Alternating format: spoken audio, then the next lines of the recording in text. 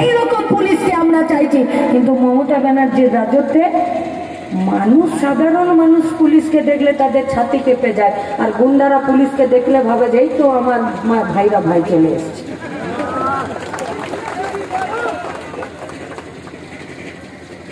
কি লাভ হবে বলুন তো আপনাদের তালি দিয়ে আর আমার এইসব হাসি ঠাট্টার কথা বলে পেট ভরবে? পরিযায়ী শ্রমিকরা আমাদের পশ্চিমবঙ্গ রাজ্যে ফিরে আসবে? গোটা মুর্শিদাবাদের এই যে এত জমি পড়ে আছে, সরকার অধিগ্রহণ করেছিল যে জমিতে নতুন করে কলকারখানা হবে, আইটি পার্ক হবে, আইটি হাব হবে, যেখানে কাজের সুযোগ হবে, সেই জমিগুলোর কি হবে?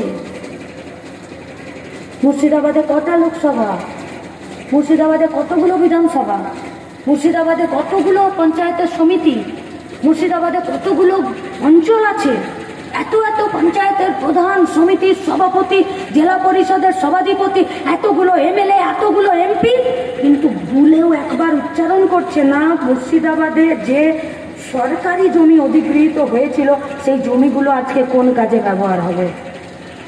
মুর্শিদাবাদ আম ফলাতে জানে না, মুর্শিদাবাদ লিচু ফলাতে জানে না, মুর্শিদাবাদে গঙ্গা পদ্মা নদী নেই, মুর্শিদাবাদে মাছ, ফসল, ফল কোন জিনিস নেই, মুর্শিদাবাদে হাইওয়ে নেই, মুর্শিদাবাদের আমরা বেকার ছেলেমেয়েরা লেখাপড়া করছি না, মুর্শিদাবাদের আমরা বেকার ছেলেমেয়েরা গতর খাটিয়ে খাটতে চাই না, তাহলে সবই যদি আছে তাহলে কাজ কেন নেই? কেন আমার দেশ, আমার রাজ্য, আমার জেলা আমাকে ছেড়ে দিয়ে বাইরের রাজ্যে পড়ে থাকতে হবে কেন?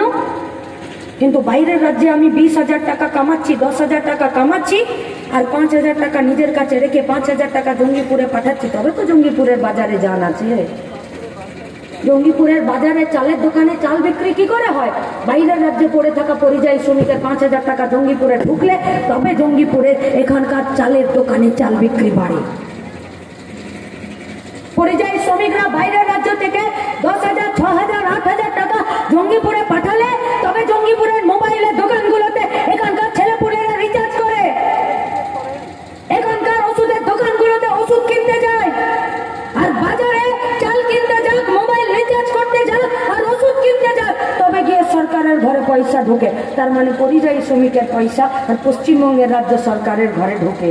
আর পশ্চিমবঙ্গ রাজ্য সরকারের কানে, মুখে, নাকে কোথাও তেল দেওয়ার কোনো ব্যাপার নেই। পরিযায়ী শ্রমিক ও তো মরার জন্যই জন্ম নিয়েছে, বাইরের রাজ্যে যাবে, কাজ করবে, 14 তলা থেকে পড়বে, সেখানে পুলিশের মার খাবে, গুন্ডার মার খাবে, রেলে কাটা পড়বে, পড়ুক, ফিরে আসুক, না আসুক, তার পরিবার কি খাবে, কি যাবে কেউ দেখবে না, কিন্তু তার পয়সাতে আমার বাজারে যান আছে, জিনিসপত্র কেনাকাটা হচ্ছে, তবে গিয়ে সরকারের ঘরে পয়সা জমা হচ্ছে।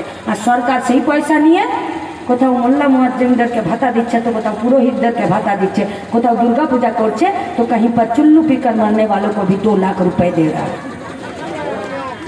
আর আপনি, আমি, আমাদের কাজ, আমাদের ভবিষ্যৎ, তার কি হবে? বলছে সব সমস্যার সমাধান হবে যদি মুসলমানরা হিন্দুদেরকে কেটে দেয় আর হিন্দুরা যদি মুসলমানদেরকে কেটে দেয়। তাই তো বলছে, মুসলমানরা যদি হিন্দুদের ঘরে আগুন লাগিয়ে দেয় আর হিন্দুরা যদি মুসলমানদের ঘর বাড়ি ভেঙে দেয়, তাহলেই নাকি সব সমস্যার সমাধান হয়ে যাবে। বিশ্বাস করেন নাকি হয়ে যাবে সমাধান? কারো বাড়ি যদি ভাঙতে চলে যায়, এটা তো ক্রিমিনাল অফেন্স। কেউ যদি কাউকে খুন করতে চলে যায়, তাহলে তো সে মার্ডার কেসের আসামি। এই তো আমাদের মঞ্চে বিবাহের কমরেডরা আছে, এই তো গোটা মাঠে বামপন্থী আমাদের ছাত্র যুবরা আর আমাদের রাজনৈতিক দলের কর্মীরা আছে। আমাদের কমরেডরা খায়নি মার্ডার কেসে, আমাদের কমরেডরা মিথ্যে পানি কেস, গাঁজা কেস খায়নি, আমাদের কমরেডরা জেল খাটেনি। তাহলে যদি লড়াই করতে গেলে, আন্দোলন করতে গেলে মার্ডার কেস খেতে হয়, তাহলে এক ধর্মের লোক হয়ে আরেক ধর্মের লোককে খুন করে দিলে মার্ডার কেসের আসামি কেন হবে না? তখন হয়ে যাবে দাঙ্গা। কারা চাইছে দাঙ্গা? বিজেপির পার্টিটা,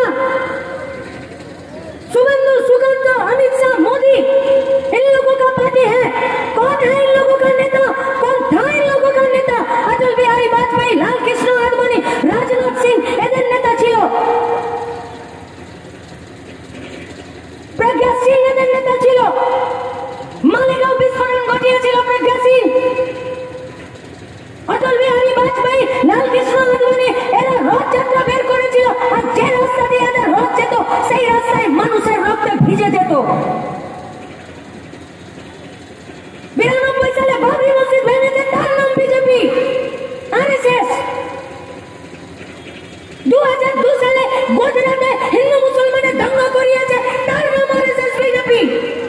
এরা আজকে পশ্চিমবঙ্গে আমাদেরকে শেখাবে যে আমাদের কি করে ভাইচারা নিয়ে, সম্প্রীতি নিয়ে, প্রেম নিয়ে, ভালোবাসা নিয়ে একসাথে থাকতে হয়।